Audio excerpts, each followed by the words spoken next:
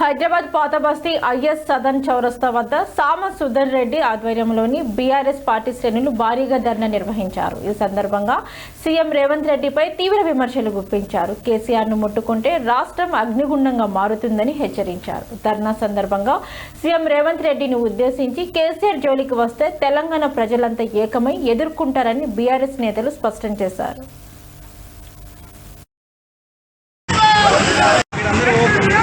ఈరోజు యాకత్పుర కాన్స్టిట్యున్సీ ఐఎస్ఎన్ చౌరస్తా వద్ద ధర్నా కార్యక్రమం చేయడం జరుగుతుంది.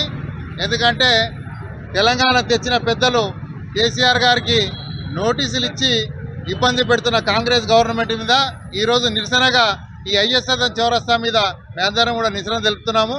అలాగే అందరు కార్యకర్తలు కూడా అందరూ కూడా టీఆర్ఎస్ భవన్కి పోయి, ఎందుకంటే గతంలో జరిగిన టెలిఫోన్ ట్యాపింగ్కి ముఖ్యమంత్రికి ఏం సంబంధం అని మేము కూడా అడగడం జరుగుతుంది. ఎందుకంటే కావాలని కాంగ్రెస్ గవర్నమెంట్ ప్రతి ఒక్క టీఆర్ఎస్ నాయకులను అందరూ కూడా ఇబ్బంది పెట్టడం జరుగుతుంది.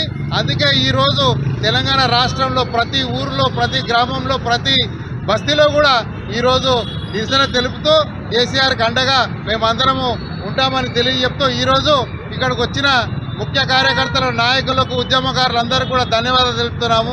జై తెలంగాణ. ఈరోజు యాకత్పుర కాన్స్టిట్యున్సీ